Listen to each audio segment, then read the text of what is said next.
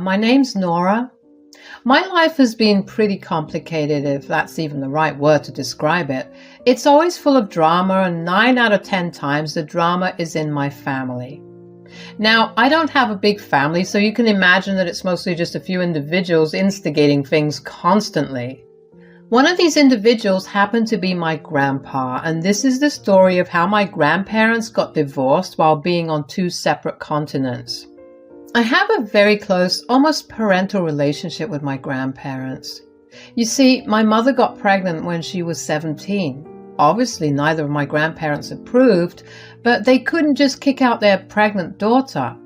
My granddad tried for days to get my mom to let go of the pregnancy, especially because my biological dad ran off as soon as my mom told him she was having his baby. My mom was adamant about keeping me, and there was nothing my granddad could do to sway her decision. They let her stay with them, but told her that she would be responsible for me after birth and that they would only help her with half of the expenses. Taking care of and raising me were fully her responsibility. Well, apparently my mom was more than ready to graduate high school and then become a full-time mom while working part-time. My mom and my grandparents made a deal that my grandparents would only look after me while my mom was at school. My dad made all these big plans for our future, but unfortunately none of them were able to come true for her. While giving birth to me, she ended up having some severe complications. She was bleeding way too much, and the doctors told her that she had to either give up on the baby or her life. Well, you can guess which one she did. It was tragic. My grandparents were inconsolable but chose to raise me themselves. They never shied from telling me my mom's story because they didn't want to take her memory away from our family. They raised me to know that I was their granddaughter and not their daughter. In that aspect, I'm really grateful that my grandparents stepped up for me. What I'm not so grateful about was the fights that I had to witness between them while I was growing up. I'm not talking about small spats here and there. No, I'm talking about these huge screaming matches that, more often than not, ended with things in the house being broken. These fights usually started with something really small and escalated really fast. I remember one day when I was about 15 years old, my grandparents had a particularly bad fight. My grandpa stormed out of the house. I remember my heart pounding because every time they fought, I got really anxious. About 15 minutes after my grandpa left, my grandma knocked on my door. She asked if she could come in. When I nodded, she walked in and sat right next to me on the bed. "Hi, darling. How are you doing?" "Good, I guess." "I'm sorry you have to keep hearing us fight this way." "It's okay, I guess. Were you and Grandpa always like this?" No, we were not. It started up a few years ago." "Few as in 15 years ago, around the time I was born?" "Yes, but I know where you're going to go with this. And no, it's not because of you. We will never regret having you. What we do regret is not taking proper care of your mom when she was pregnant with you. Her death took a toll on both of us. You just happened to get caught in the crossfire. Sometimes it just feels like you guys would be better if I wasn't here as a constant reminder of what you lost, you know?" "Oh, honey, never ever think like that. I can assure you that I have never once wished you weren't a part of my life. Raising you has been the one thing that has kept me going, and it'll be the thing that will keep me going till the end of my time." "You sure?" "Absolutely, honey. I love you, and that will never change, okay?" While that conversation helped me deal with my emotions, it didn't really help my grandparents' relationship. They continued to fight like cats and dogs. My granddad would spend most days out of the house than in. I never knew where he was going, but somehow every time he returned home, he would seem a lot more mellowed out. He wouldn't pick a fight with my grandma for a couple of days, which was honestly a record in our house. This cycle continued for the next couple of years, except I noticed how it was always my grandpa instigating these fights over the years. My grandma got quieter. She didn't respond to any of Grandpa's jibes or insults. That only infuriated Grandpa even more, which meant he left the house to go spend time wherever else he usually went. Under usual circumstances, I would have been happy that my grandparents weren't fighting as much, but this wasn't a mutual change. My grandma seemed sad. Her change was visible in general. She stopped cooking these elaborate meals that she used to love to make. She stopped going out to hang out with friends, and she barely looked at me. I knew that something was wrong, so I tried to talk to her about it. "Grandma, is everything okay?" "Yeah, dear. Why would you ask me that?"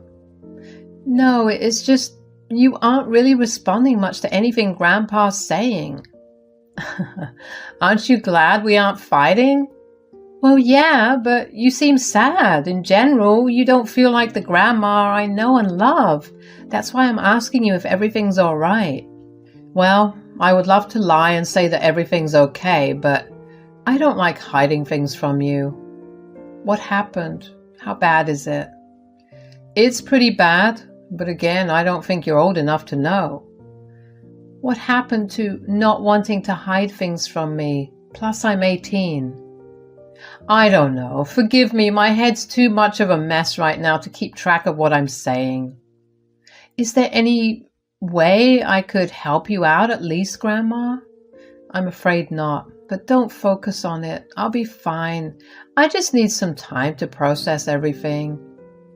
"If you're sure." "Yes, dear. Just focus on getting into a good college and living your life." I did as she wanted. I felt bad that I was ignoring her, but no matter how much I tried to talk to her, she always brushed me off and told me not to worry. I focused on my college applications, and eventually I ended up getting into a great college in the same state, but a couple of hours' drive away. Grandpa had gotten really angry with my grandma and had left the house for nearly a month. At that time, Grandma helped me find a place to stay at and helped me settle in for college. I was upset with Grandpa, but he never viewed me as someone who could hold opinions. If I ever tried to talk to him, he would tell me to stay in my place and not interfere. And I guess that was the way things were for the next 2 years. Grandpa barely kept any contact with me. It hurt, but after a few months, I kind of got used to it. Grandma would visit me every 2 weeks and stay with me for a week.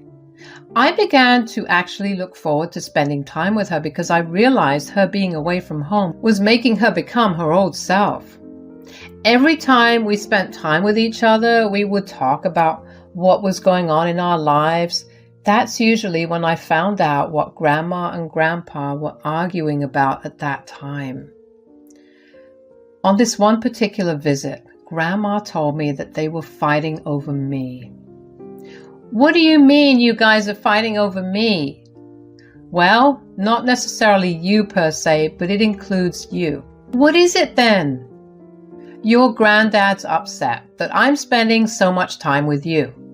"Huh, you're joking, right?" "I wish I was."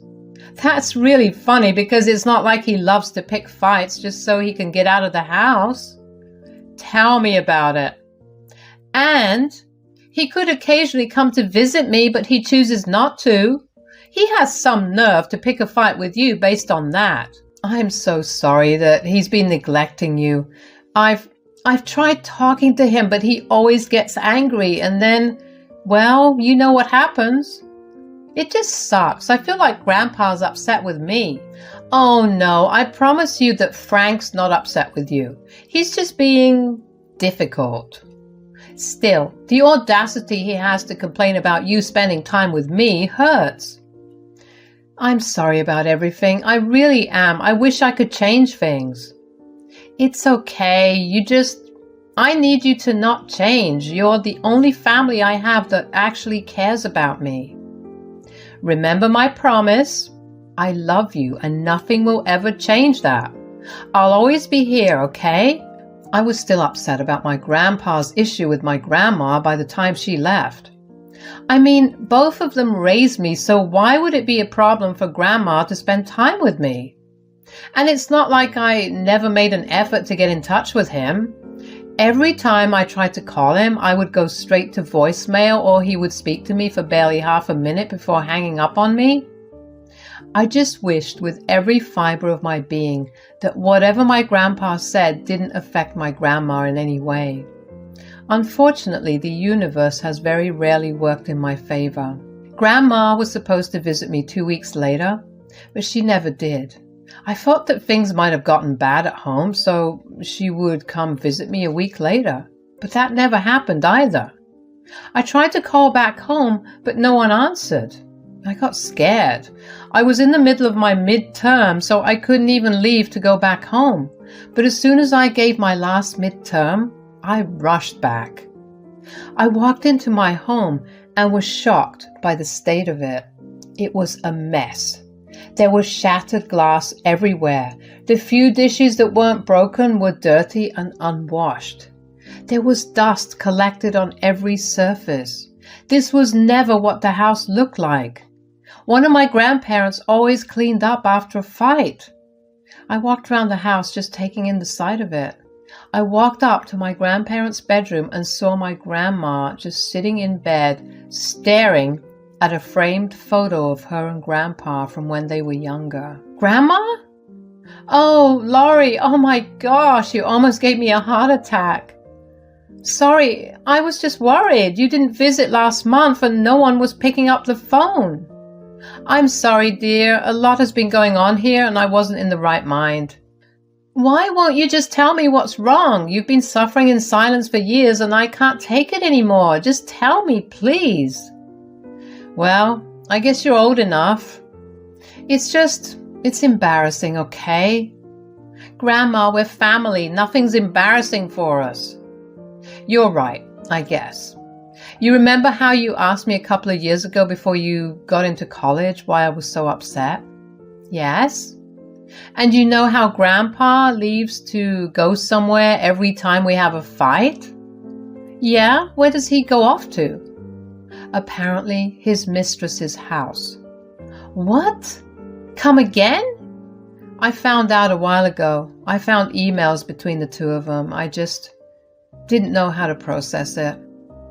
I can't believe him. I mean, I knew we were fighting a lot and nothing good would come out of that, but this was a whole new level of pain. Why haven't you left him? Because he wouldn't have any place to be. I know I sound stupid, but we signed prenups before getting married. Everything is in my name. Poor man won't have anywhere to go.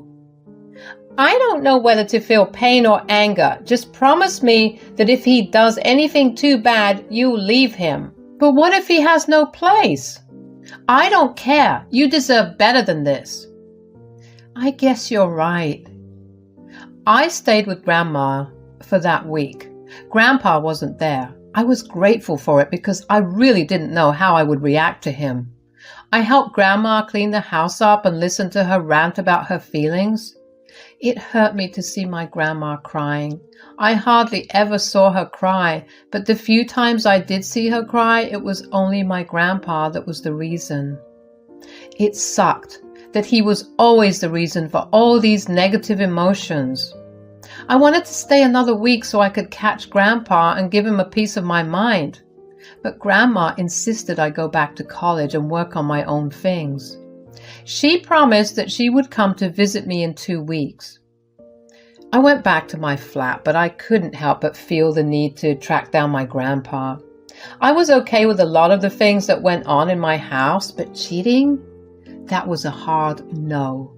I hated that Grandpa was putting Grandma through that, and Grandma was almost too nice about the whole thing. If I was in her place, I would have let go of Grandpa as soon as I found out that he was cheating on me. The next week, I spent all my time catching up with all the classes I missed. I stayed up most nights to catch up and even get a little ahead of every class. That weekend, I decided to try and catch a little catnap to prepare myself to stay up all night. Right as I was about to fall asleep, my doorbell rang, and it kept ringing until I got to the door. I was already cranky because of tiredness, and at that moment I was so close to knocking whoever was outside my door unconscious. I opened the door, ready to yell, but stopped dead in my tracks when I saw my granddad standing there. My grandma was standing right behind him. She looked like she had been crying, and she refused to look at me. "Grandpa, how come the sudden visit? Did you suddenly remember me?" "Spare me the drama, Laurie. I'm here to drop her off." "Grandma? Why?" "Oh, so you suddenly don't have time or space to spend on your grandma?" "Okay, that's enough. You have no right to talk to me like that when she was the only one who actually cared about me." "I don't care. I'll be back in 8 months. Take care of her." Wait, hold up. Where are you going?" "A world tour with a friend who's currently waiting for me at the airport. Bye." With that, he left. I ushered my grandma inside. I carefully took her bags out of her hands and kept them in the spare bedroom she always used whenever she stayed over. I hugged her and just let her cry for a while. I made her a hot bath and just let her relax. I figured the last thing she wanted to do was talk. Even though my curiosity was killing me, my grandma's well-being came first. After I was sure Grandma was doing better, I asked her what was going on. "So, this friend that Grandpa's going on a trip with, is it his mistress?" "Yeah. I wish this wasn't my life, but here I am." "I don't mean to be that person, but why didn't you stop him? I mean, there should have been something you could have said or done to stop him." "You know what I realized on the drive here? You were really, really right. I deserve better than this. I've given my all to this man, and in return he's broken my trust and made my life miserable. I needed to do something worse for him." "What are you talking about?" "Oh, I'm going to make sure he never comes back. He'll rot wherever he's stuck. And the best part is I know that his mistress is only with him for the money. Once that money goes, so will she. He'll be left all alone." "I like this plan. I'll help you in any way possible, but for now, you need to get some rest." We spent the day just lazing around and watching some stupid reality TV. We cooked our favorite meals and talked for a long while. I was glad to have my grandma back. The possibility of getting revenge brought about a new surge of energy in Grandma, and I loved to see it. The next day, we got to work on our plan. Grandma told me that Grandpa was using money from their joint account to fund his trip for him and his mistress. I didn't think Grandpa could shock me anymore, but I was clearly wrong. I wanted to find him and yell at him until my throat was sore. Grandma felt the same, but she had already been doing that for years. She decided instead to withdraw all the money from the joint account. Every investment they made and every asset they bought through their joint account, she sold over the rest of the week. By the start of the next week, Grandpa would have nothing for himself. Based on his transactions, we knew that he was in Sri Lanka. Well, we wished him all the luck in the world getting out of there. Grandma contacted one of her many lawyer friends and started the process of filing for divorce. She also had lawyer friends in Sri Lanka. She contacted them to have the divorce proceedings legal either way. Her lawyer would have the papers sent to that lawyer's office in Sri Lanka. Through their contacts, they would track Frank and hand him the papers. Grandma and I were upset by everything we had to do.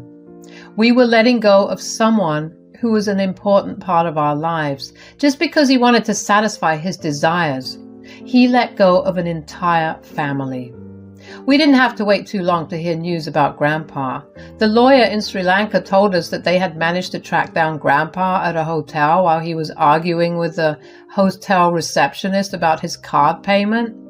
He was escorted to the police station where the lawyer presented him with the divorce papers. Grandpa apparently threw a whole tantrum and asked to contact Grandma, but the time difference made it impractical. They had him sign those papers and let him go. The lawyer had a PI follow Grandpa around. Initially, his mistress was happy he was free from Grandma, but she quickly realized that Grandpa was broke. It barely took her a day to pack all her things and leave. Grandpa tried to contact us, but we never picked up any of his calls. It hurt to do that to him, but he had been hurting Grandma for much longer. You know, I learned a lot of things from my grandma, but the most important thing is how to be kind, yet how to know your worth. Grandma held on for as long as she could for the man she loved. She gave him chance after chance. But when he took it too far, she knew exactly how to get back at him. I guess the saying is right. Hell really hath no fury like a scorned lover. My grandma proved it through and through. We took time after that to heal and hold each other whenever the hurt got too much. We didn't care to find out how Grandpa got back, because even if he did, he would not be able to live where he used to. With every day that passes, we grow stronger. I hope you enjoyed listening to our story. Hello, my name's Nessa and I'm 26 years old. I just got married. It was the best thing that happened to me this year. But while I got married, my father-in-law, Jerry, decided to divorce his cruel wife, Lily. And he announced it at my wedding. While the normal reaction would be to get angry for stealing the spotlight, my husband and I were overjoyed with Jerry's decision. Let me tell you how this happened. My husband, Ryan, and I met when we were in middle school. I know. We've known each other for a very, very long time. The thing is, we only started dating in our senior year of high school. We were best friends before we started dating, and so it was such a natural transition into a relationship. Our parents never knew of each other because we somehow never bothered to have each other over at our places. We always met up at school or the parks.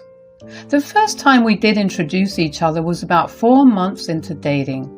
My parents had heard a lot about Ryan, but never actually got to meet him. So obviously they were very glad to meet him. Before meeting his parents, Ryan did tell me that his parents, especially his mom, were a handful. There's a reason I've always been hesitant about telling my parents about you. What is it? My parents aren't what you'd expect. What? Are they aliens? They might as well be, if I have to be honest. Oh, that bad. No, okay.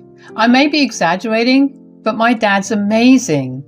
He's this really happy-go-lucky guy that loves to make a good joke. My mom, on the other hand, yeah, she's kind of a handful, to put it lightly. I'm definitely excited to meet your dad, but should I be worried about your mom? Honestly, yeah. But no matter what she says or does, it won't change anything between us. You just keep being yourself and we'll be fine. Okay, I'm scared, but I'm going to trust that this won't change us. I promise it won't change us. Ryan was right to warn me. Meeting his parents was beyond awkward. His dad was nothing like he'd described. Jerry was very closed off. He was quiet and reserved. Even if I directed a question towards him, he would answer in one-word replies. Ryan's mother, Lily, on the other hand, was the stuff nightmares are made of. She was loud and obnoxious. She tried many, many times to invade my personal space and privacy. She had no filter and just said the first things that came to her mind. Ryan had to politely ask her to shut up every time, while his dad, Jerry, looked at Lily with this look of utter exhaustion. After that first meeting, Ryan was obviously embarrassed. He apologized profusely and promised me that he wouldn't mind if I never wanted to see his parents ever again. I wasn't going to do that, though. The family was family. They had their quirks, but they always had your back. I wasn't going to rob Ryan of that kind of support. The day after I visited Ryan's parents, Ryan called me to tell me that his dad wanted to meet us at our local cafe. I was surprised because honestly, I couldn't imagine the quiet man from yesterday ever wanting to speak up. But I did go there to meet him. "Hey, son. Hi, Nessa. Hi, Dad. Hi, Jerry." Why the sudden secret meeting? Unless, oh God, is Mom coming? No, I wanted to meet you guys here for that reason. I wanted to apologize to Nessa. Me? But why? Just for the way things went yesterday. I know that the way Lily behaved was completely unacceptable, and my not saying anything either wasn't good. I would have stepped up, but yesterday I was just at my limit with her. Oh, it's okay. There's nothing for you to apologize for. You did your best and you've made up for it. Son, you picked a good one. I like her. So how long have you two known each other? Since we were in 7th grade.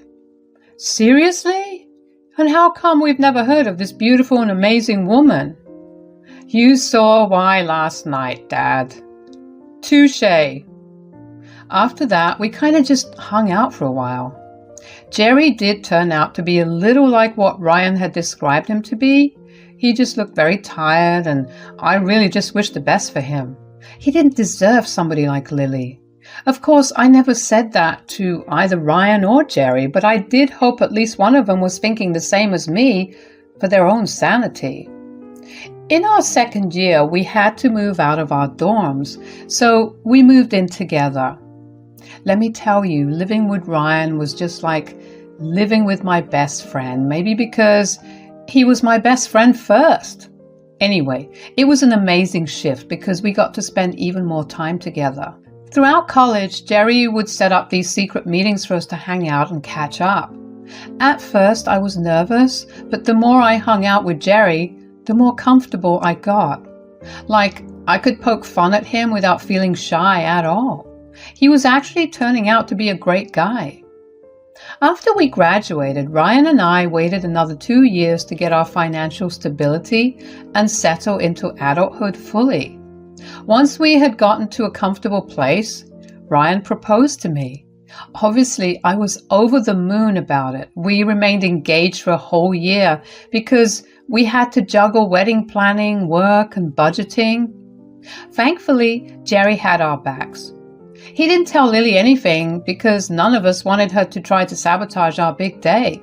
But when we did send the invitations out, Lily was furious. We told her it was going to be a small event, so there was no need for an extra hand. I don't know how, but she calmed down and let the topic go. Then finally came the day of my wedding. The first half of the ceremony went off without a hitch. It was honestly a magical moment, walking down the aisle in front of all of our guests and then standing next to Ryan, who was crying. I shed a lot of tears of my own too. Everyone teared up when we read our vows and cheered when we were officially pronounced husband and wife. The only person who looked out of place was Lily. While she wasn't very vocal about her disapproval of the wedding, she definitely did some things to let everyone know about it. She was constantly rolling her eyes, sighing really loud, and at one point during my vows, she even snickered. But Ryan and I just overlooked her antics because we knew the day was about us. When it was time for the reception, everyone arrived looking immaculate.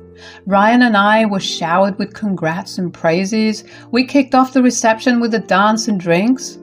Needless to say, everyone was happy. Well, except you know who. At least this time, everyone had the choice to steer clear of her, so she mostly stood in a corner all by herself. Jerry tried to get her to join the dance floor, but she adamantly refused. Finally, it was time for toasts. All the guests were seated at their tables. Ryan was the first to get up and give a toast to us, and I followed next. I think it was safe to say that both of us were in tears. Then went our maid of honor and best man. I mean, up until it was Lily's turn, I was a mess of tears and my stomach hurt from laughing. However, as the time drew nearer for Lily to make her toast, a part of me began to panic. She had constantly tried to sabotage this wedding. It was pure genius of Ryan and I's part to hire security and get them to keep an eye on her. Well, when the time finally came for Lily to speak, Ryan and I held each other's hand and squeezed tight. I was glad that I wasn't the only one feeling nervous about this. I didn't want Lily to say something that would get her kicked out because I knew she loved Ryan and I knew that this event meant a lot to her because she had always dreamed of going to her child's wedding.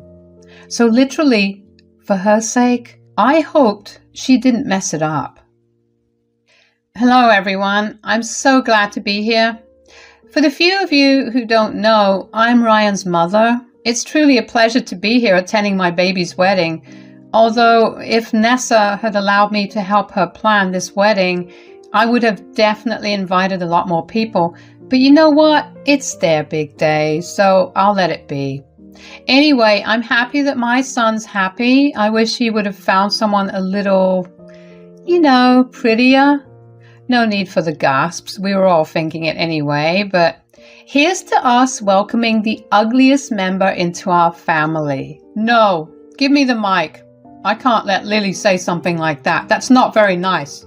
But Ryan and Nessa, I truly am happy for both of you. Nessa, you are a brilliant and strong woman. I mean, you've dealt with everything that Lily has thrown at you with so much grace. It's crazy. I would have not invited her, but you are such a gracious young lady that you don't deserve this kind of treatment.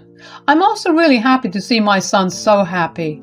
It's been a while since I saw that, and clearly not everyone can appreciate that properly.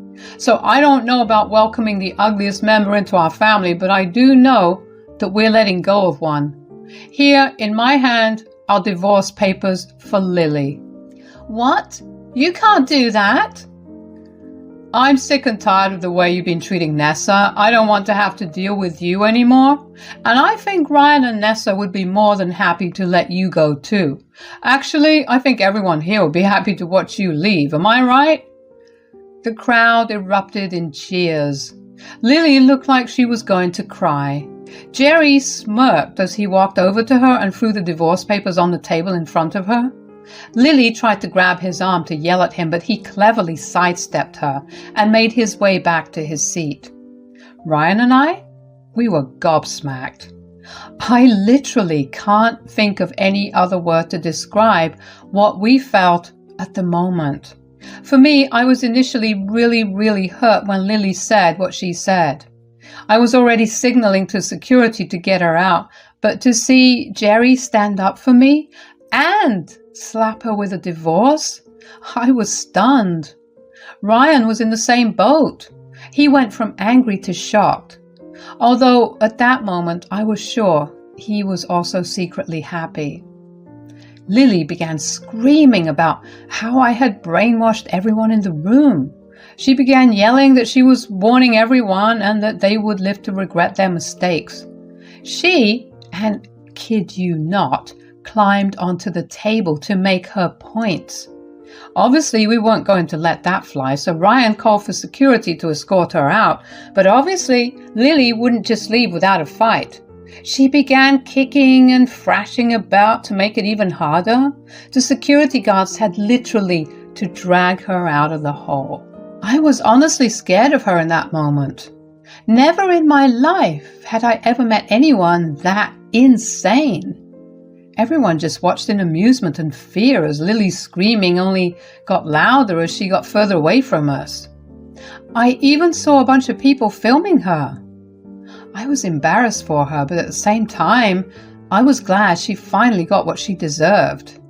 The rest of the wedding went off really well. Ryan and I didn't even realize just how tense we were because of his mother until she left. I mean, suddenly we felt lighter and we were able to enjoy our own wedding. At some point, I did approach Jerry to ask him if he was doing all right, and he gave me the most enthusiastic yes. I was glad he finally looked happy. By the time the wedding was done and Jerry and I had reached back home, we were way too exhausted to really discuss any of the things that transpired at our wedding. We invited Jerry to spend the night over at our place because we were sure he didn't want to go back home to Lily. The next morning, The three of us talked over coffee. "Good morning, Jerry. Did you sleep well?"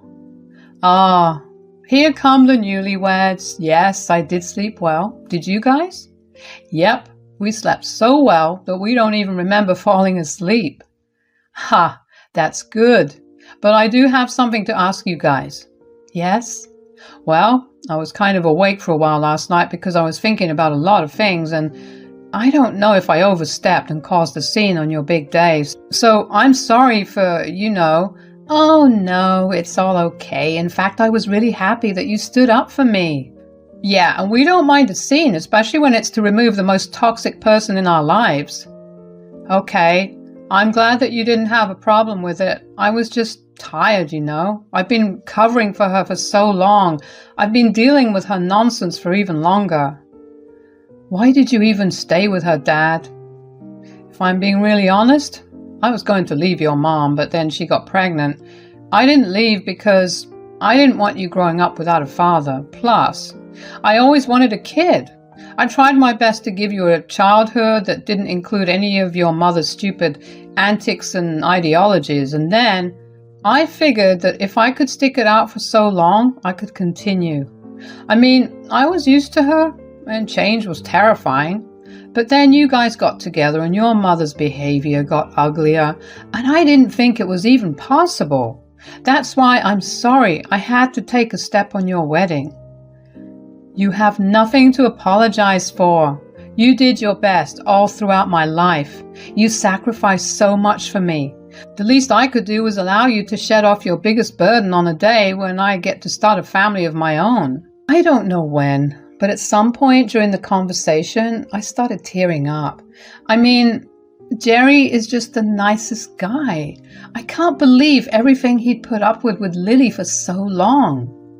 Once you get used to the toxicity, normalcy seems scary, but I was actually, from the bottom of my heart, really happy for Jerry. Jerry and Ryan shared an emotional hug before the three of us decided to get dressed up and head out for breakfast. We enjoyed breakfast with Jerry. I was finally able to see the happy-go-lucky man that Jerry had always described to me. It was actually crazy to see how much Lily had robbed him of. We returned back home with smiles and laughter, but that was pretty short-lived. We saw Lily sitting at our doorstep looking furious. I could sense how all three of our moods just dropped. We were glad she was going to be out of our lives, but at the same time, none of us really wanted to deal with her this soon. I guess it was better to get things done sooner rather than later. We parked our car and made our way over to her. We let her in and sat down to talk. Before any three of us could say a word, Lily glared and pointed her finger at me. You are the reason my precious family is falling apart." "Lily, I didn't even..." "Save it. You've been nothing but a thorn in my side. It wasn't enough to steal one man in my life. You had to take both of them." "Mom, do you even know how insane you sound? Look at what you've made him into." "I've had enough of this. If you came here to yell and blame Nessa, clearly yesterday taught you nothing." "I didn't only come here for Nessa. I came to talk to you as well. I mean, what did you even think you were going to achieve by pulling a stunt like that?" "A stunt?" "Yeah, you call me ugly and threw fake divorce papers. Get back home and I will have a word with you." "Lily, that was no stunt. That was all real. I am asking to divorce you. I'm sick and tired of you, and I meant every word I said yesterday." "You're divorcing me because I'm ugly? You spent years pining over me? You know I'm not ugly. Besides, if Ryan can stay with Nessa, you can definitely overlook my appearance."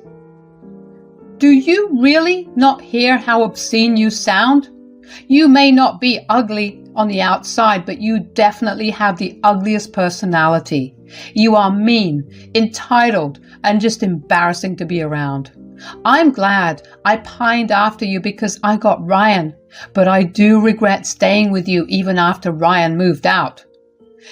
You can't be serious right now. Please don't leave me. I tried my hardest to deal with everything. I was ready to deal with you for the rest of my life. But seeing how happy and in love Ryan and Nessa were made me realize that I was sacrificing my happiness for literally nothing. Your little speech against Nessa only cemented it for me. I wanted to wait until we got back home, but I just couldn't. Mom, none of us want you here. Could you please leave? I will make your life hell, Nessa. Believe me, this is all your fault and I will make you pay for it. That's enough now. I'll come pick up some of my stuff tomorrow, but after that I expect you to contact me only through my lawyer. Goodbye. I was really relieved that Lily left without causing much of a scene. I was upset that she really had the nerve to come over to our place only to yell at me, especially when I really did nothing. But Jerry, Ryan, and I decided we needed to unwind, so we didn't really talk about it. Instead, we settled down to watch a TV series and just enjoyed laughing and spending time with each other. That night, Jerry did ask us if we had overstepped by assuming that we'd let him stay with us until his divorce was finalized, but we assured him that he had never overstepped and that we were going to be by his side until the end of it all. I mean, it was always just one thing after another with Jerry. I really was grateful that I was lucky enough to have such a good man in my life. The next few weeks were filled with trips to the courthouse. Lily tried her best to get a lot of Jerry's assets, but Jerry and her had signed a prenup, so it really was stupid of her to try and get some of it. It just ended up costing her much more than she would have gotten. Lily kept coming over to our place to harass us after the divorce was finalized. We had to get the police involved, and eventually, with their advice, we got a restraining order against Lily. It was sad to see what Lily had been reduced to, but karma always comes to bite you back. Right now, Jerry's moving back into his house. Lily has moved out and taken her things with her to God knows where. Ryan and I are helping Jerry move out and settle into his home again. Ryan is taking his parents' divorce much easier than one would have expected. His mother's treatment of me only solidified his distaste for her, and his dad standing up for me made him love his dad even more. At the end of the day, all of us are happier now.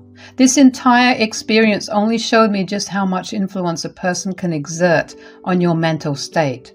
So make sure to always surround yourself with the people who care for you and lift you up. Hello, my name's Val and I'm 34 years old. My mom passed away when I was only 5 years old. My dad raised me for the next 7 years all by himself. When I was about 11, my dad told me that he was seeing someone. I was a child and I didn't really care much for it. When I turned 12, Dad introduced me to his girlfriend and told me that they were going to get married soon. The first thought that I had was that his girlfriend was really young. Dad introduced us to each other and told me that her name was Jody. I later found out that Jody was only 10 years older than me. I remember I was a little freaked out by such a short age gap between us, but I eventually stopped caring about it. Jody and I didn't have the best relationship. She was overbearing and she kept trying to be my mother. I tried to talk to my dad about it, but he thought that Jody was right. I didn't like it, and as soon as I turned 18, I moved out. Although I did move out, I still had a really good relationship with my dad. We would go out to get lunch every other weekend. I remember initially Dad would try to get me to involve Jody in my life, but when he saw I wasn't budging, he dropped it. Although he would tell me about how much he loved Jody in the hopes that I would come around to liking her because he loved her. I was doing pretty great in my life, though. I managed to get a job at this reputed firm right out of college. I wasn't rich, nor was I living paycheck to paycheck. I was living comfortably. I had started saving right from the start, and in a couple of years, I was doing amazingly. When I was 28, My dad got into a freak accident and ended up passing away. Dad's passing away was devastating for me. I couldn't believe that this was what my life had come to. The only family member I had was gone. I was a mess. I cried myself to sleep every night and I barely could function in the morning. I was lucky enough to get a week off of work to grieve. I wasn't the biggest fan of Jody, but I knew she loved my dad, so I made sure to check up on her regularly. The first time I met her, she looked normal. I didn't expect her to be wearing all black and mourning at home, but I did expect her to look a little worse for wear. I knew for a fact my eyes were very puffy and they had the darkest circles around them. My nose was red and my skin was splotchy from all the tears. Jody, on the other hand, looked like she was completely fine. Okay, I know this is coming off as judgmental, but I kind of hope to feel like I wasn't the only one grieving so hard for the man who was my world. But my suspicions went away after a little bit when I sat down with Jody to talk and she began to cry. We spoke for a while about how great my dad was and how the world feels empty without him. After that first visit, I started to visit Jody a lot more. We would have tea together and just talk about everything that we were feeling. I thought we were beginning to finally develop a connection. I was tired of her trying to replace the role of my mother, so it was nice to have talked to her as just her.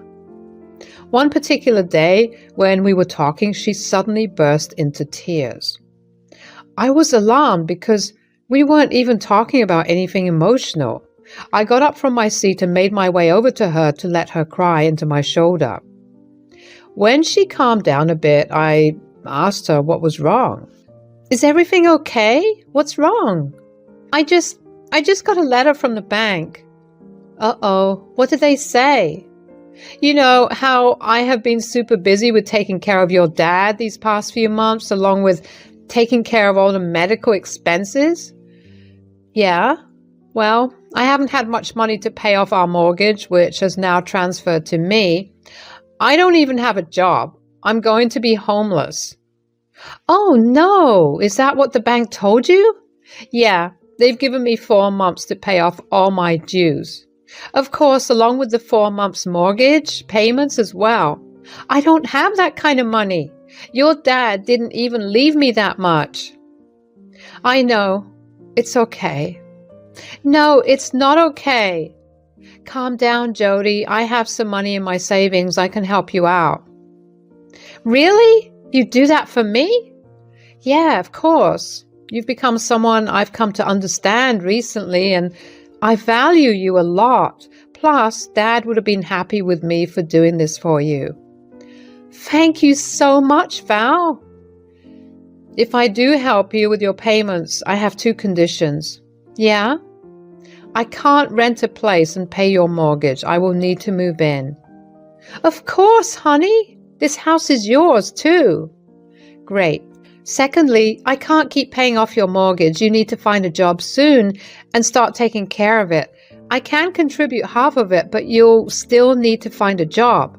And over time, in the future, you'll need to pay me back, too. I promise I will. I did feel sympathetic towards Jody. Going from being financially stable to desolate is a very big and scary change. I couldn't have imagined what kind of anxiety Jody must have been feeling because of it. But I had quite a good amount in my savings. If there was one thing my dad taught me, it was always to have a good amount of savings because you never know when hard times will fall. Over the next week, I contacted Jody's bank and got to working around the mortgage repayments and having the foreclosure nulled. Jody hadn't paid the mortgage in 4 months, so there was that along with late fees and pre-foreclosure fees. In total, it racked up to be about $12,000. I had it in my savings, but it did make a pretty large dent in it. Jody was super grateful that I managed to help curb the foreclosure. She went all out and prepared a feast for me to say thanks. I was glad to see that she was actually being grateful because the Jody I knew before would have acted a little entitled to my help. Although I did remind her that she needed to start job searching soon. She promised me that she had already started looking for jobs. I also moved in with Jody. It was pretty interesting to live with her again. Jody was a lot more demanding than I remembered her being, but I didn't mind that. She was just demanding that the house be spotless, although she did try to get me to be that way about my room too, but I put her in her place by telling her that my room was mine and I liked it the way it was. I respected her wanting the common areas to be clean, and so she should at least respect my wish for my room to be the way I want it to be. She gave in, and I suspected that was only because she knew that the reason she had a house to be demanding about was because of me. We did have tiny spats every once in a while, but for the most part, it was good to live with her. Slowly but surely, the weeks turned into months and the months into years. After a year passed, I began to be frustrated with Jody for not finding a job. She kept telling me she was searching for one, but I never saw any results. Hell, I didn't even hear her mention having an interview even once. I confronted her about it, and she got very defensive. Jody, I don't mean to be that way, but when are you going to get a job? Do you think I'm not trying? No, that's not what I meant. It's just been a year since you promised me, and I just need to have a definite time for how long I have to keep paying the mortgage. I don't know when it will happen, okay? Have you had any interviews so far? No, but I haven't been getting any responses. How about you apply for a part-time job at least? Ugh, no way. I'm trying to help you out here. I can't keep paying your mortgage, Jody. If it's that much of a hassle for you, then don't do it. I'll just be homeless. It's fine. Whatever. I'm sure your dad would have been happy to see me struggling like that. No, it's okay. I'll keep paying. But I'm telling you, I can't keep doing this. Yeah, and I'll find a job. Just give me some time. It didn't click at that time, but for Jody to use my dad as a way to appeal to me was kind of messed up. I diligently paid off the mortgage for a while after that too. Jody did become a lot more overbearing after that.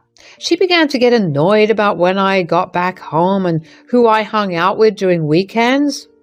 It irked me, but at first I didn't say anything. When she got out of hand, I stood up for myself and put her in her place yet again. She would always quiet down, but I would sense her dislike for me after. She would go weeks without properly talking to me, and I would feel so icky when I saw her the way she used to be when my dad was still alive. Regardless, I still helped her out. Another year passed and I decided to put my foot down. I never saw Jody make an effort to start working. I know it's wrong. But one day, when she was out, I went through her emails on her laptop that she had left unlocked on her bed. I found out that in the past 2 years, she had only applied to one firm, and that was also right after I agreed to help her pay off the mortgage. I was angry and disgusted with her ability to lie to me. After I had been so accommodating and nice to her, all she was doing was taking advantage of me. So when she came back home that night, I told her that I was no longer going to help her out. Needless to say, Jody did not take that well. How can you do this to me? I've given you 2 years to figure your things out. You've refused every form of advice I've given you, and you haven't made any effort to actually get your life together. You really think I haven't been making any efforts? Jody, I know you aren't making any effort. You're just making false accusations. All right, then why don't you show me all the places you've applied to this year? That's an invasion of my privacy. Look, I'm glad that you and I have been able to develop a pretty good relationship in the past few years, and I'm glad that I have been able to help you out. But I need to start looking out for my future too. I have never wanted to own my own house, and I hate that I'm stuck paying for something that has never been part of my plan. Oh God, what am I going to do? Jody sobbed for a long while, and it did get to me. Although that night I left her there because I was still angry with her, I decided to do a little research to maybe help Jody out. I knew that I couldn't keep providing for her, so if there was any way she could keep herself afloat, I'd like to be able to help her find it. The next day, Jody refused to talk to me, but I asked her if she would just listen to me. I informed her that she should file for bankruptcy so she could get an extension on the loan payments and even get time off from paying it for about 5 years.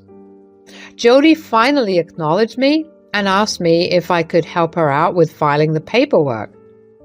Of course, I told her that I would help her, and we spent the next few weeks getting everything approved. Once Jody was free of her mortgage payments for the next 5 years, I told her that she still had to get back on her feet once again. Jody coldly told me that she had things under control now and asked me to move on. Well, that hurts. But I guess that was what happened when you stop letting someone use you. I moved out within the next month and I was doing good once again. My finances were back on track. I was able to get a promotion at work about 2 years after I moved out from Jody's place, which allowed me to save even more money and even make some big investments.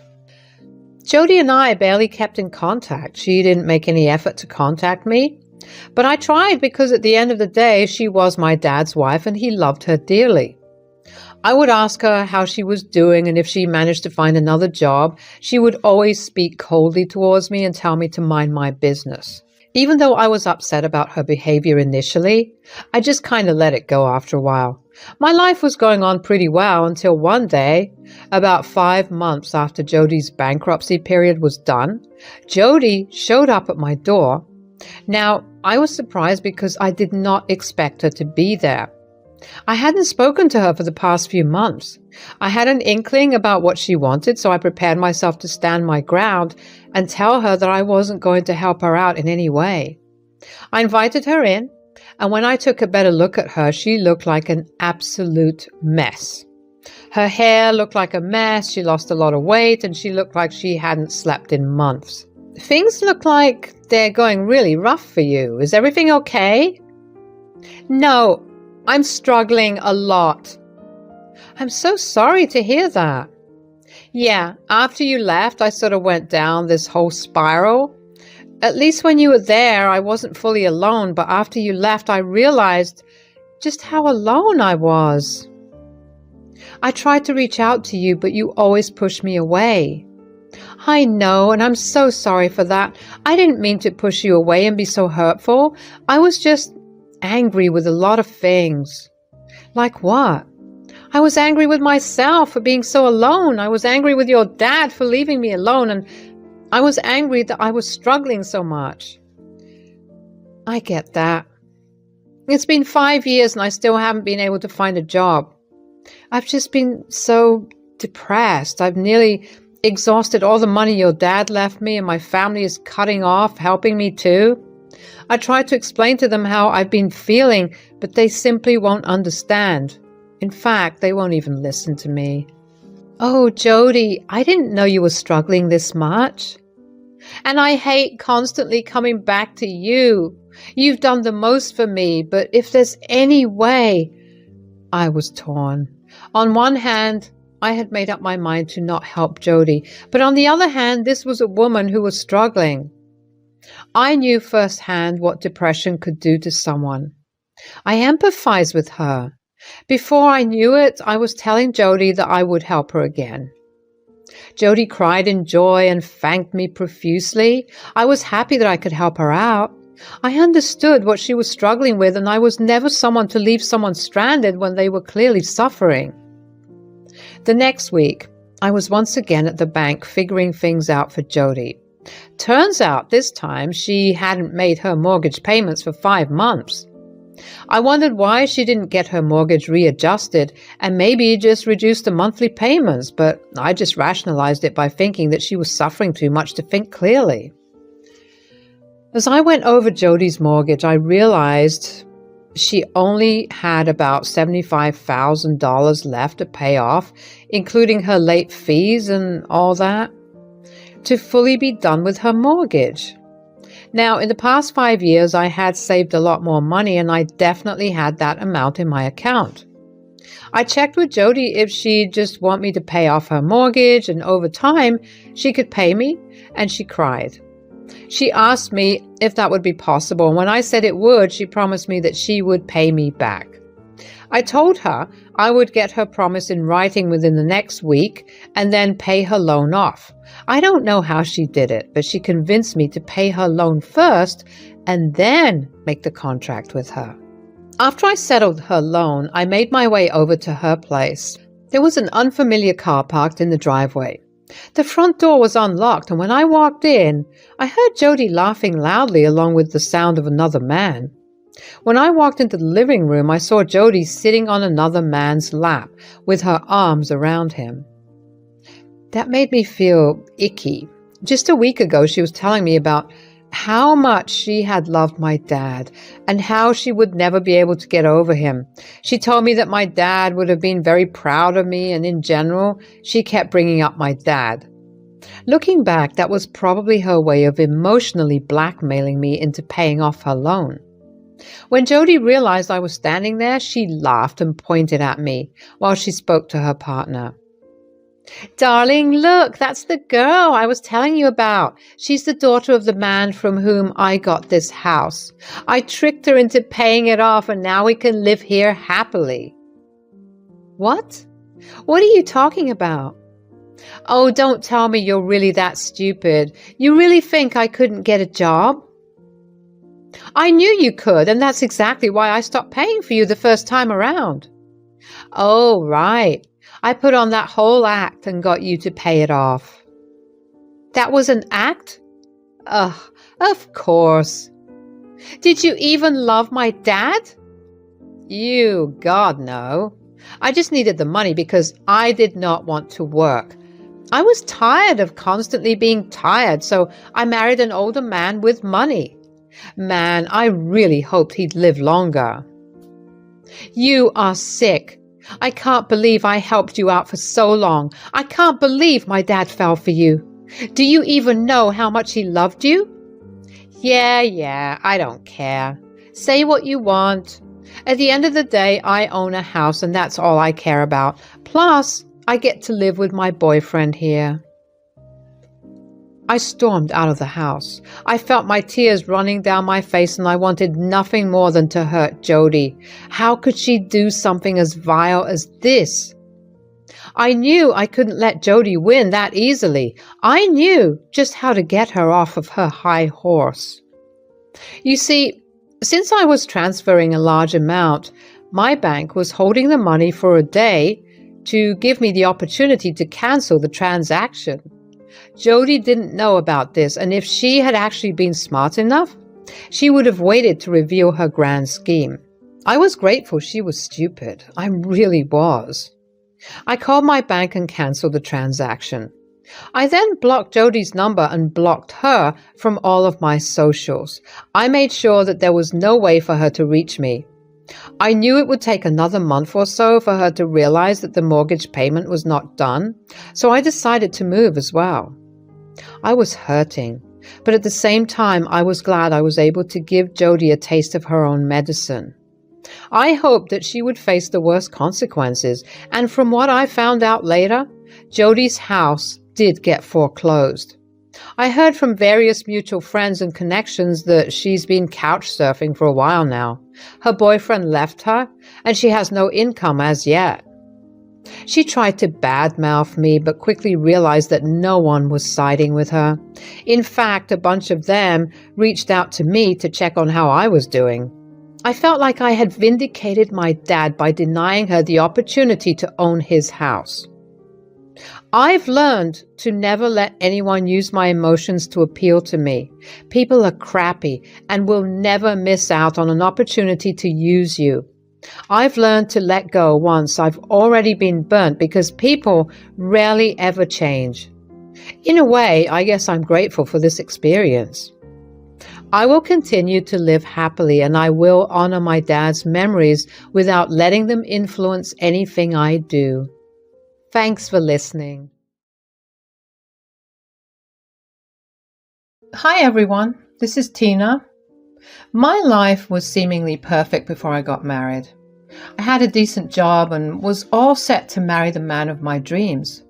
Let me give you some details about me. It will help you understand my story better. I belonged to a middle-class family. We had a good life with a quaint house in the suburbs.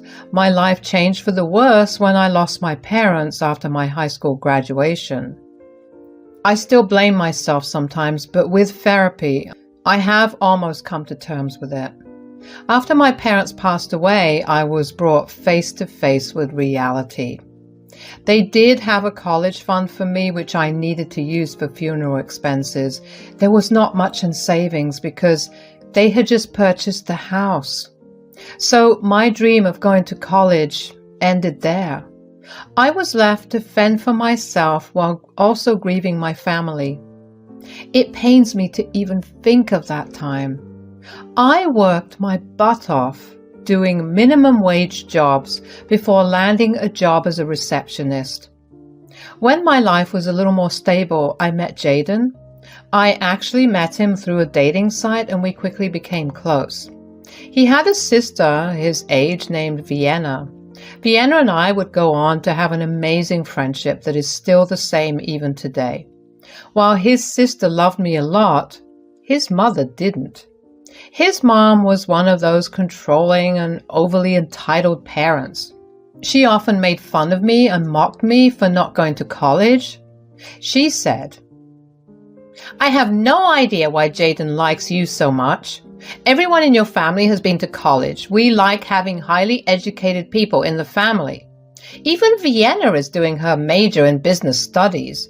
It's a shame Jaden chose a dumb girl over so many people." I wanted to go to college, Esther, but after my parents' death, I had no money. There was no way I could have survived.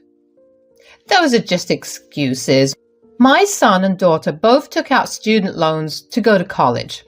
They didn't take the easy way by doing lowly jobs and ruining their lives. I didn't ruin my life, Esther. I worked a decent job and managed to stay afloat even after getting orphaned at 18. And I am helping Jaden pay back his debts by contributing more to the household. Around 1 year of dating, Jaden had suggested that he move in with me. His student debt was crippling him and he needed to cut down on his expenses. He did have a good job, but the loans were way too much to handle. So I allowed him to move into my house since we were going strong. I didn't let him pay rent and instead ended up footing the grocery bills. I also dipped into my savings to get his car fixed. He only paid towards his debts and gave money to his mother. So when Esther made fun of me, it really hurt. She tried to make me out to be a dumb girl who didn't deserve Jaden. She was right in a way. I didn't deserve Jaden. I deserved someone better. I just didn't know that then. Despite Esther's problems with me, Jaden married me. He loved his mother and never took a stand against her. Still, I married him. I was a stupid fool who thought that he would change and at least stand up for his wife. Well, he never did. Esther continued to insult me and take the money from her son while I footed all the bills in the house. She even moved in with a new boyfriend and made Jaden pay for his expenses too. It was a horrible situation for us. I stayed in that marriage for 2 years. I was determined to make it work. I was afraid to be alone. We fought a lot about his mother. I hated the fact that he never defended me. Jaden always ignored me and blamed me for creating problems. There is one other thing that we constantly fought about. Since Jaden was stuck paying his debts and helping out his mom, we would have to wait a long time to have a child. It devastated me, but I made my peace with it until one day Esther called everyone into her house and said, "So you must be wondering why I called all of you here. Well, I am pregnant." You will have a new sibling soon. I am having a baby boy. Wow, that's good news, Mom. Congratulations. You have to be kidding me, Mom. What were you thinking? You don't work and your boyfriend doesn't give you any money. How will you support this child? Vienna, this is a miracle child. You know I always wanted a third child, but never had the chance. I finally have my dream come true. Don't be so cruel. You were barely a good mother to us, Mom. Do you think you are an expert at raising children? This is not a freaking hobby. Who the hell will support you? I want no part of this. I'm telling you right now. Don't be such a witch, Vienna. We will all pitch in to help. This child will be special and won't have to ask for anything. I am confident Mom will be able to do it. I stayed silent because I didn't know what to say. I won't lie, but I felt like this was a slap in my face, and I agreed with what Vienna said. Esther depended on her children for everything, and now she was adding another member to our lives. Surprisingly, the father of the child wasn't in the house, which was very concerning as well. Somehow, I had the feeling that I was about to be in big trouble, and I was right. The next day, when I returned home from work, I found both Jaden and Esther waiting for me in my living room. I had no idea that Esther was coming to visit. I greeted them and they told me to sit down. Jaden said, "We have to talk about something, Tina. It's very important, so we need you to listen very carefully." "What is it, Jaden? What's the matter?" "You need to take a second job. Our expenses will increase a lot in the coming years." "What? Why? Are we making any big purchases or something?" "No, we will be taking in my mother and my new brother." Guys, at this moment, I felt like I was having a nightmare or something. My husband said this with a straight face, and my mother-in-law nodded with him. They looked at me as if it was their birthright to demand food and board from me, as if they are both entitled to my money. I wished that it was a bad joke, but no one laughed, and there was no hint of a smile either. After a while, it became awfully clear to me that they were not joking after all. I blinked a couple of times and said, "Let me just summarize this again. You two want me to get a second job so that I can take over the responsibility of Esther and her new baby?" "That's right, Tina." "Oh my God, finally you have got this one right. You are not that dumb after all. What you said is exactly what we want." "And what if I don't agree to this ridiculous request that feels more like an entitled demand?" "You have no way to say no, Tina. I already told Mom that she can move in with us. The baby will be here in a few months, and there are a lot of expenses before that." "Yes, there will be lots of expenses. We need to set up a nice nursery and a playroom for my son. I was thinking about converting Tina's study into a nursery, and I can move into the guest room, but you will have to buy a better mattress. It's super uncomfortable. Oh, and I need a monthly allowance for shopping. I need new maternity clothes and a child's clothes too." God, there is so much to do. I heard Esther rant about what she planned to do with my house and with my money. I was stunned to see that my dear husband agreed to all of her demands and decisions. Why won't he? It wasn't the money Esther was going to spend. It would be my money from 2 freaking jobs. My opinions here didn't matter. They didn't even ask for it. There were no requests, just demands. They continued to say, "As you can see, Tina, the baby does have a lot of expenses. You won't understand since you don't have children. So you absolutely need to take up a second job for Mom and her baby." "Yes, I'm sure you'll find some minimum wage jobs around. It doesn't have to be 2 jobs. You can also do 3, whatever pleases you." I don't think this is a good idea, guys. I'm already working a lot to support the 2 of us. Taking up 2 jobs for a baby who isn't even mine is just way too much to expect from me. When I said this, there was a stunned silence on their end. Jaden and Esther both looked at me with angry expressions on their faces. Their faces made it seem like I told her to get rid of the baby or something. I had simply said that I didn't want to shoulder Esther and the baby's expenses for who knows how long. But Jaden and Esther both jumped on me with their rage. They said, "I already told you, Tina. There is no way for you to say no. This is the only way that we can afford to raise this child."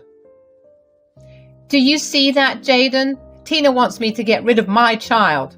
"Oh my God, how can you be so cruel, Tina? Just because you don't have children, that doesn't mean no one else would." "What the hell, Esther? I never said that. I don't have a baby because I want to be financially stable to take care of it. If you want to keep your child and raise him, then why don't you get your own job?" "Are you telling my poor old mom to get a job? Didn't you hear what the doctors said? This is a high-risk pregnancy. We can't let her work or do anything around the house. Mom is having a miracle child. We need to step in and help her." "But no one else is pitching in for the baby. I will be the one to work 2 jobs and provide for everyone. And I will be the one doing house chores for 4 freaking people. Who knows, I will be told to babysit too."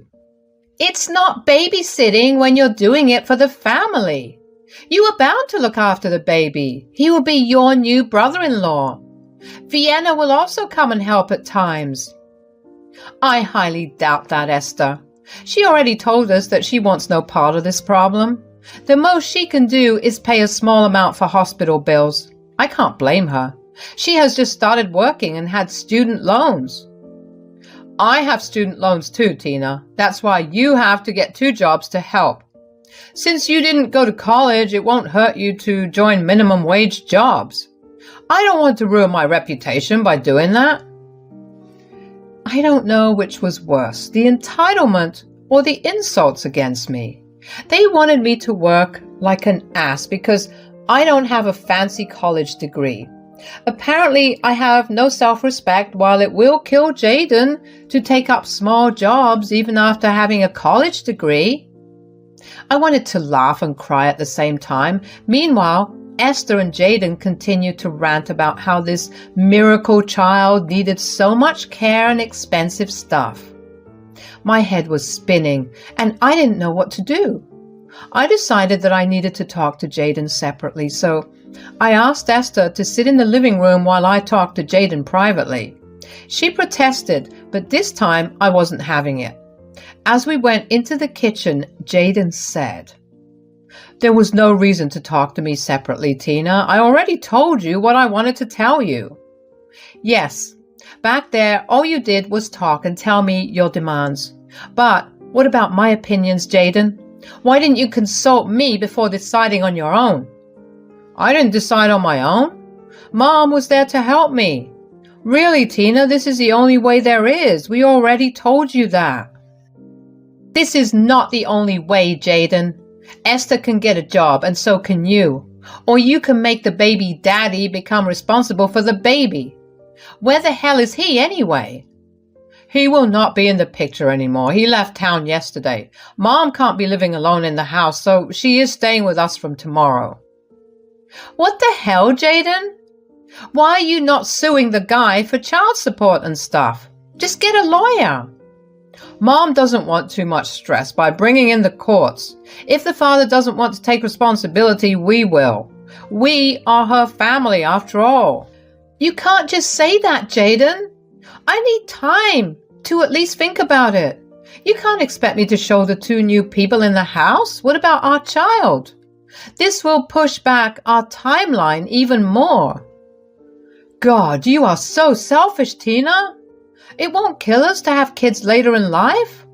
This will be the last chance for Mom to have a baby. You know how obsessed she is with children. Don't be so selfish, Tina. We need to band together for this miracle child." "This might be a miracle for you, but it's a nightmare for me, Jaden. I am not being selfish. You are being the selfish and entitled one. Please, just give me some time to think about this. Jaden didn't say anything more and returned to the living room. There he was whispering and laughing with Esther on the couch. Meanwhile, I was freaking out with anxiety and paranoia. I really didn't want to be stuck looking after my mother-in-law and her newborn child. I saw no hope in this situation, so I went to my room, closed the door, and called Vienna. I knew she would understand the situation. I called her and told her everything. She said, "See that, Tina? This is why I told you not to marry my brother. He is nothing but a loser and a mama's boy. God, I can't believe they went this far. Their entitlement has truly gotten out of hand." What do I do, Vienna? Just thinking about the future is making me nauseous. I don't want to do this, Vienna. I'm tired of Esther and Jaden. I feel humiliated. Jaden even pushed back our timeline to have kids because of Esther. I can understand your pain, Tina, but you need to be strong. There is no way I will allow you to bend to their will. You need to reevaluate your marriage and see what you want to do. There is a reason why I have low contact with my family. It's time you stand up for yourself too. Vienna's words sparked something in me. It was true that Jaden never thought about anyone but himself and his mom. Hell, he didn't even care about his own sister. All these years I put up with Esther and Jaden did nothing to help. I let him take advantage of me for years. Now he was choosing his mom and new brother over me and our future child. I knew that it was the end of my marriage, but I had a hard time coming out of denial. The next morning, Esther happily moved her stuff into my house. There was a moving truck and everything in sight. I was at work when it happened and found out when I came home. Esther was on my couch smirking at me and sipping on her milkshake. I was furious and went to my room to confront Jaden. I said, "What the hell, Jaden? I only asked for a few days from you. You didn't even give me that. Have you no regard for my feelings? Your feelings here don't matter, Tina. My mom and her baby are more important. Their well-being is more important. What will you think about it anyway? I told you this is the only way. If you want to stay with me, you need to do this."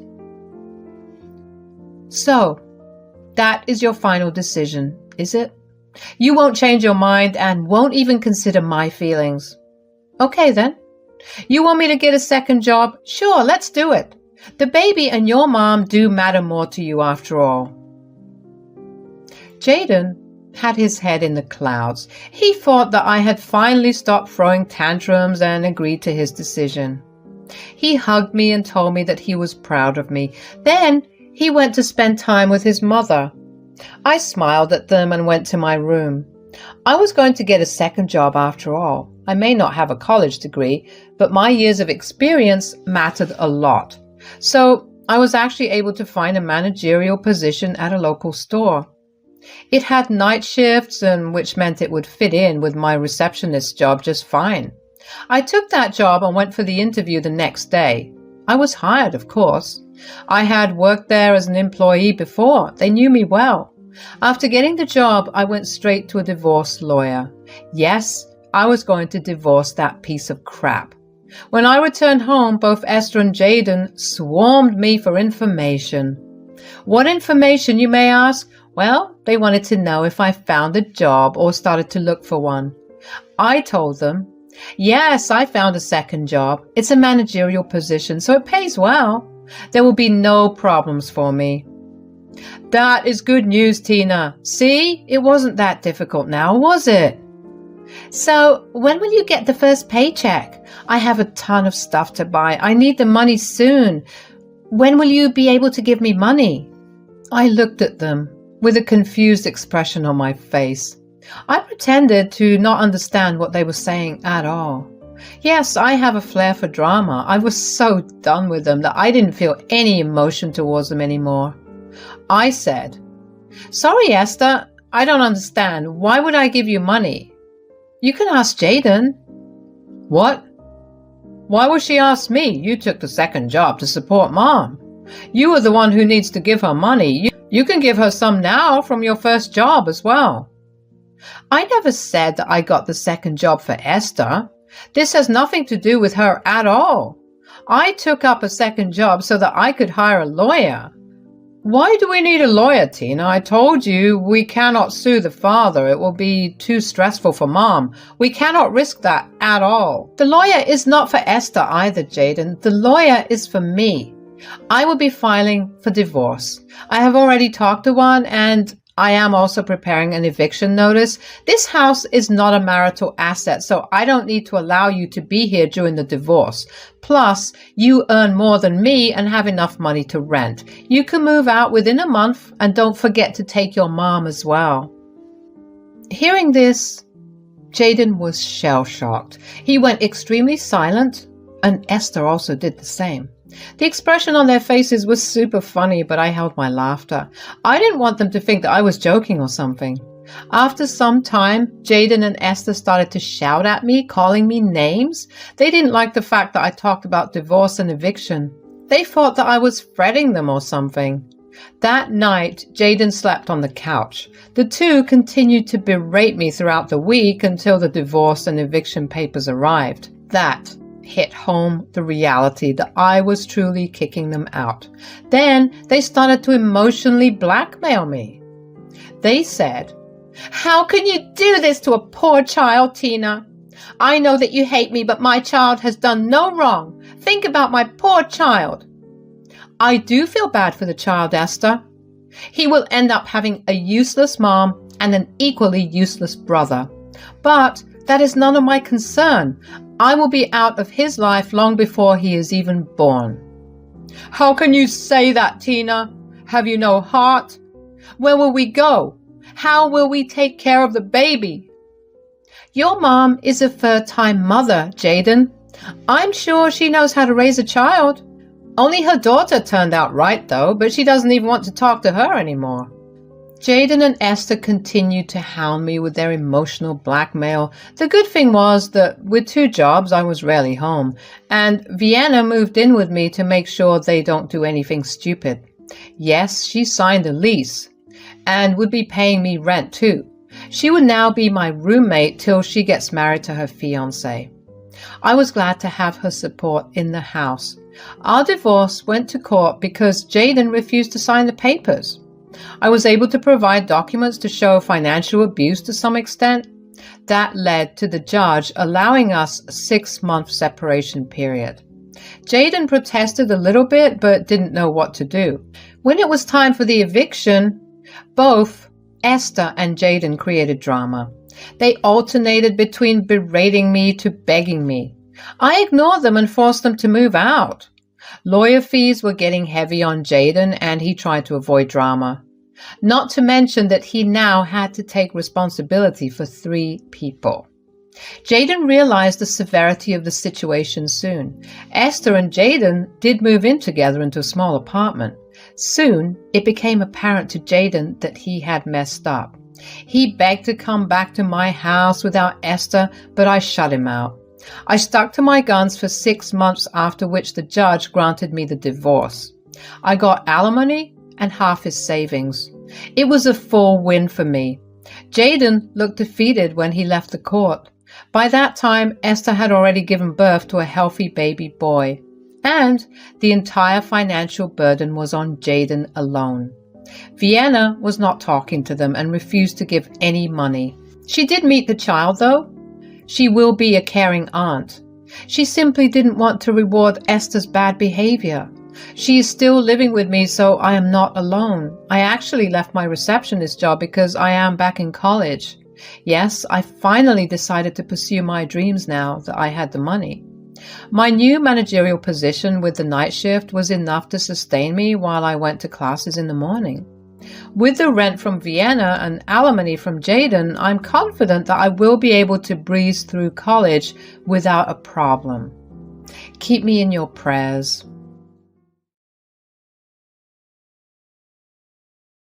I'm Monica, 30 years old. Let's rewind to my childhood.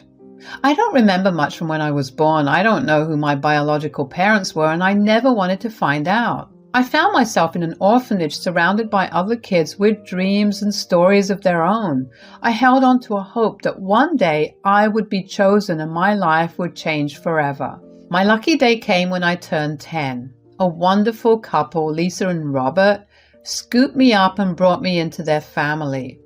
I can still remember the butterflies in my stomach as I moved into their house. It was a place of new beginnings with every room full of possibilities. A couple of years later, our family grew yet again. Lisa and Robert decided to adopt a young boy named Austin, who was just a bit older than me. Life was all rainbows. It felt like being part of any regular family, doing regular things. I never felt like an outsider, and even though people around me would ask me if I was curious to know who my parents were, I simply said no, because I truly had no interest in getting to know the people who did not want me in their lives. In my head and heart, my real family was Lisa, Robert, and Austin. I was off to college, all pumped up to chase my dreams with the solid support of my parents, but life's a twisty road. It was a call from Austin. He hit me with some bad news. Our parents, Lisa and Robert, had been in a crazy accident. The world I knew, that bubble of their love, just popped. Their loss hit me harder than I could ever imagine. I realized Austin was the only family I was left with up until I met my husband, Brian. Brian and I had our own little love story centered around our shared passion for the piano. We met through our college's music club, and then when I was 24, I made a decision that was quick, almost impulsive. Brian and I had grown so close that it felt like the natural next step. We decided to get married. We were young and in love. After Brian and I got married, he landed a decent job and we moved into his mom, Bernice's house. It was all Brian's idea. He said that we would have a ton of rent money, which we could soon invest in our own place later on. Bernice had never really warmed up to me, but we managed to coexist under the same roof. She would often drop hints that Brian had settled down too early and should have explored more of life. But everything took a dramatic turn when I found out I was pregnant. Brian seemed happy when I told him the news, but I could not say the same about Bernice. Bernice, there's something we want to share with you. We're going to have a baby. A baby? You are having a baby? Yes, Mom. We're finally going to be a grandma. We are really excited about it. Excited? This is unbelievable. You don't even have a place of your own, and now you're bringing a child into this world? We are hardly keeping up with the bills in this house, for God's sakes. Mom, don't worry. We are finally moving out. We won't take up your space anymore. You know, Brian, before Monica came into your life, you were a bright student with so much potential. You had dreams, goals, and a future ahead of you. But now, you're going to be a dad and your life's been turned upside down. Mom, it's not that black and white. I still have dreams and I'm not giving up on them. My priorities have changed a bit. Priorities? What priorities, Brian? It seems like you have completely forgotten about me. I raised you when your dad left us. You brought this woman into my house, a woman whose own parents did not want her. And what happened to the ones who finally decided to take her in? Bad luck followed them. She ruins everything she touches. You just don't get it, Brian. She was probably looking for someone to rely on, and you walked right into it. Hundreds and thousands of women out there, and you choose the one no one wants. Bernice, why do you say so much about me? I have always been nothing but nice to you. I have wanted you to accept me as part of this family, but it seems like you are determined to see the worst in me. Mom, I think Monica is right. It's time for us to find our own place as soon as possible. Brian, well, he had always been the listener in his relationship with his mom, often staying silent and just taking in what she had to say. Brian and I set out to find a small apartment of our own. I should also mention that Lisa and Robert, my parents, had a will in place, and in it, They left me a significant sum of money. Half of that money was used for the purchase of our apartment, but here's the thing, it was under Brian's name. As time went on, things started to change. Brian received a well-deserved promotion at work, and with it came a significant bump in his income. He had always traveled a lot for work. It was clear that Brian had reached whatever Bernice referred to as his potential, and it seemed to give him a certain level of smug satisfaction. He was proud of his achievements, and I was genuinely happy for him. But there was something off about his behavior. It felt like he had been pumped up by his mom, and it was affecting our relationship. During those 9 months of pregnancy, Brian was not really around much due to his demanding work schedule. It left me with a lot of alone time, but it was not all bad. Sometimes Austin and his girlfriend Lorna would come to visit. Lorna and I hit it off, and we would have these fantastic girls' nights. We would watch cheesy movies, indulge in my pregnancy cravings, and just gossip. Time passed, and it was only about 2 weeks before my due date when Brian finally came home. It's good to have you back, especially with the baby almost here. Yeah, I'm glad to be here too, babe. I need to talk to you about something. What is it? Monica, I've been talking to Mom these last few months, and it seems like she's started to come to accept you and the baby. Do you think we should call her over for the birth? Really? That's a change. Well, if you think she's genuinely coming around and wants to be part of our lives, then yeah, Brian. It might be a good idea to have her there with us. About 2 weeks after our conversation, my water broke. And that's when the roller coaster ride of childbirth began. Let me tell you, it wasn't the smoothest journey. The labor pain hit hard, and I felt like I was in a pressure cooker about to blow. But then things took a scary turn. It wasn't just a regular labor drama. Nope. We had some fetal stress and maternal hemorrhage happening at the same time. Talk about double trouble. The doctors went into overdrive to save both of us. The medical team decided to do an emergency C-section, and I was out like a light. When I finally came to my senses, I had this beautiful baby girl in my arms, and I named her Roxy. Brian and Bernice were nowhere to be found. I was shifted into a private room, and the doctors told me I needed to stay there for some time till I fully recovered. The trauma of that birth experience left me forever changed. I was so close to the edge, so close to losing it all, that it shook me to my core. The whole ordeal was pretty darn scary. Just when I was processing everything in my room, Brian and Bernice came in. Brian, where have you been?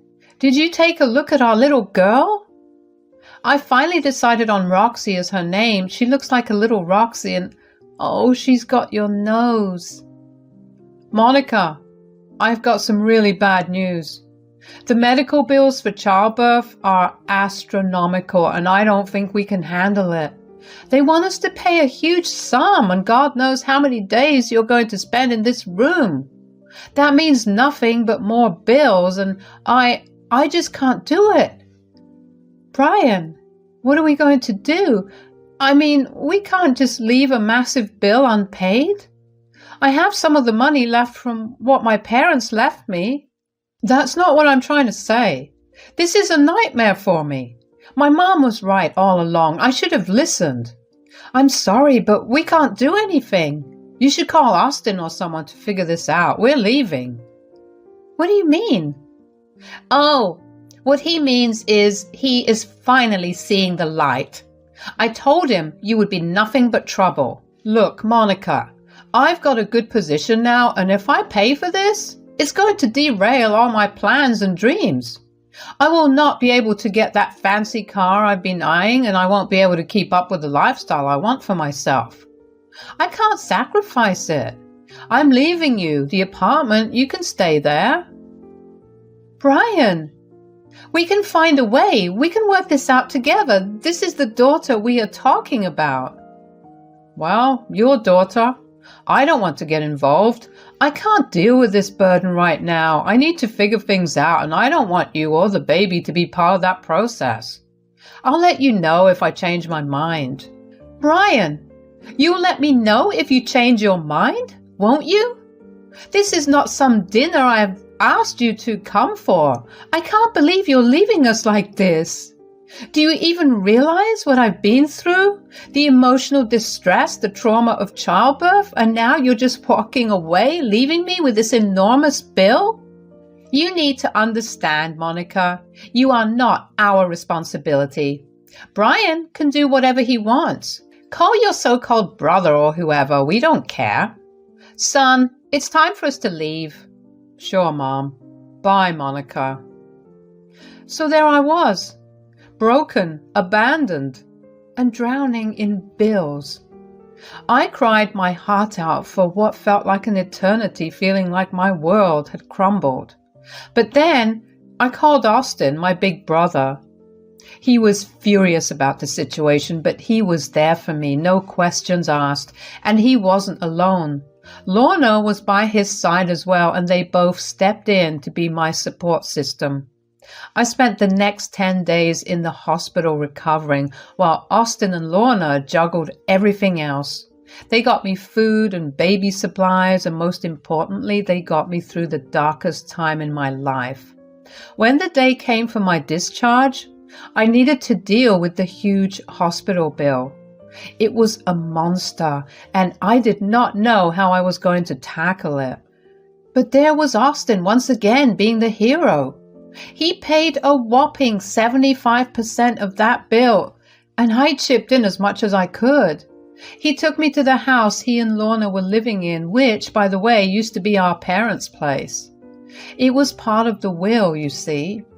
Lisa and Robert left me the money, but the house belonged to Austin now. "You know, Monica, we could teach your husband and your mom-in-law a lesson they won't forget. Maybe even get your husband behind bars for deserting you like this." "Austin, I appreciate your support, but I still hope that Brian will come to his senses someday. He is the father of Roxy after all, and despite everything, I don't want to give up on that possibility. I never really liked him, you know?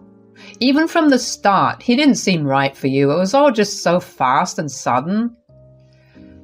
"Give her a break, babe. She just got back from the hospital."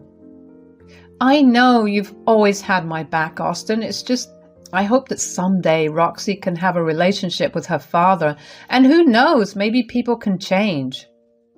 "Monica, whatever you decide, we are in this together." "Monica, you know you're welcome to stay with us for as long as you want. This is your home, too." "Absolutely, Monica. I work from home as a realtor, so I have my fair share of free time. We can all take care of Roxy together." "You guys, I don't even know how to thank you. I was lost, and you both just saved me. I think I would like to say, this is where I need to be right now." So, there you have it. That chat with Austin and Lorna was like 4 years ago. Time flew by and a lot has happened since then. A year later, Brian asked me for a divorce. He had met someone new and it seemed like he had not changed a bit. It hurt, especially for Roxy. He did not seem to care much about his own daughter, which was heartbreaking. But life had other plans for me. I decided to focus on different things in life. I didn't want to start dating again or get caught up in all that drama. I had my sights set on my career. I had a business degree and it was time to put it to use. I sold the apartment I got in alimony and used the funds to kickstart my own business. Fast forward to now, and I'm doing pretty well. Well, let me be honest, I have been blessed beyond words. My little business turned out to be a big hit. With my new financial security, I was able to buy a beautiful home in the same neighborhood as Austin and Lorna. Talking about those two lovebirds, they also got hitched in the span of these last 4 years. You must be wondering what happened to Brian and Bernice, right? I was too. I mean, did Brian just waltz off into the sunset with the love of his life and live happily ever after? I had all these questions swirling around in my head, and honestly, I never got proper closure from the past. But about 2 months ago, my phone rang, and it was a call that changed everything. Hello, Monica, it's Bernice. I hope I'm not catching you at a bad time. Bernice? This is quite a surprise. What can I do for you? Well, I saw this article in the local magazine about your business and how well you're doing. I must admit, I was quite impressed. It just reminded me of you, and I thought I should call. Thank you, Bernice. I did not expect to hear from you after all these years. How is Roxy, by the way? Roxy's just fine. Thanks for asking. She's growing up fast. Monica, I was thinking maybe we should catch up. There are things I would like to talk to you about. Things from the past. All good intentions, dear. Don't worry. I'll think about it. I'll drop you a text on this number. All right, darling. Just try to give this old woman a chance to apologize. I couldn't help but feel confused. After all these years, why would Bernice suddenly want to reconnect to apologize? I wanted to get answers. It was a mystery that tugged at the edges of my mind. I decided to text her, and we agreed to meet at a cafe. Bernice, it's been a while. How have you been? Monica, I've been well. It's been quite a journey. I don't know if you've heard about Brian. He's living with his new wife now, and it seems like he's completely cut ties with me. I haven't heard from him in a while. I'm sorry to hear that, Bernice. It must be tough. Monica, I need to say this. I know I was not the best mother-in-law to you, and I said and did some hurtful things. And what happened at the hospital, I want to apologize for all of it. I'm on your team now. Bernice, I appreciate your honesty. I accept your apology. Thank you, Monica. That means more to me than you can imagine. But there is something else I need to talk to you about. What is it? You see, the old house, it's in really bad shape now. I wanted to buy a new one, but I'm in a tough spot financially.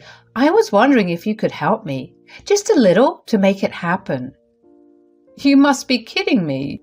You just wanted to talk to me into getting you a new house now that you know I'm doing well financially. It's not like that. I really don't have anyone to rely on. Here is the money for the food we ordered, but I won't be having it. I think I'll leave now.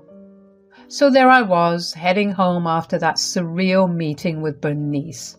Her plea for help had left me chuckling and scheming, and I could not deny the thrill of a well-constructed plan. You see, I couldn't help but feel that Bernice had underestimated me, thinking she could manipulate me just like she did back in the day. But oh, how things had changed. I was a different person now, and I was ready to play the game. I couldn't help but laugh at the audacity of my own plan that I came up with. Some might call it petty, but I prefer to think of it as justice. The scheme was simple yet satisfying. I decided to have Bernice sell her old house with Lorna's assistance at a price that was a fraction of what it was worth. I would assure Bernice that I would help her buy a new house only to ghost her at the last moment. It might seem harsh, but after everything Bernice has put me through, it felt like a taste of her own medicine. So I texted Bernice again. I decided to take the high road, or at least pretend to, and told her I was sorry for my initial reaction. I assured her that I would help her with some funds to get the new house she wanted. I also mentioned that my sister-in-law Lorna was a realtor and a market expert who could assist her in setting the right price for her house. I told Lorna about the plan, and she was all in. So off we went to Bernice's place. Wow, being here brings back a lot of memories. Yeah, but I need new memories in a new place. Look at how worn out this house is. Well, Bernice, this is not official advice, but I'm sharing it because you're a friend of my husband's sister. To be honest, this house would not cost a penny more than $70,000. What? You must be kidding me. You see, the neighborhood is quite old and the house hasn't been well maintained. It would need a complete renovation and a total makeover. You would have to replace doors and windows and do a lot more. Do you have the funds for all that? I don't. Well, you can seek other opinions, but they'll probably tell you the same. It's quite the project. I had wanted to sell this place independently. It's your call now, Bernice. Well, I'm helping you out anyway, so we'll figure it out together. I couldn't believe how smoothly everything was going. She had put her house up for sale, and it seemed like a perfect match for someone looking for a good deal. In just 2 weeks, the house was sold. It was no surprise, given the affordable price she had set, and the buyers seemed more than happy to take it off her hands. During the same time, I had accompanied Bernice in her search for a new house. The audacity of it all was quite amusing. She was looking for houses in posh neighborhoods, bungalows, and more, all for herself.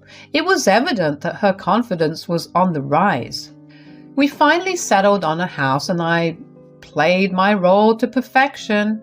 I assured Bernice that she didn't need to worry about a thing. I would take care of the new place, allowing her to focus on packing up her old house and making a smooth transition to her new home. When the time came, I even told her that I had paid for the house, ready to hand over all the paperwork on the day she moved in. She believed every word, and my little scheme was working perfectly. The day I had been waiting for finally arrived. It was the day Bernice had to shift to her new house, and I was sitting by my phone waiting for Bernice to call. And then she did. Monica, where are you? You said you would be here with the keys and paperwork and... Nope, Bernice.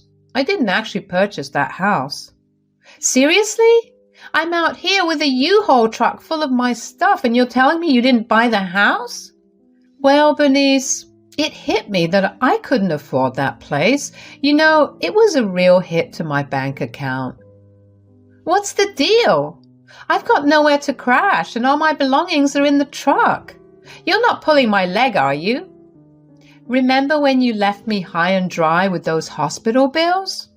I did try, just like you did back then, but sorry, I still can't be your savior. Unbelievable that you pulled this stunt. Well, call your son, check into a hotel, or figure something out. I'm not fazed. Oh, it looks like Roxy needs me now. Goodbye. I told Austin and Lorna about Bernice's situation, and we could not help but laugh our butts off. It was a moment of sweet revenge, but I guess we all need a bit of that from time to time.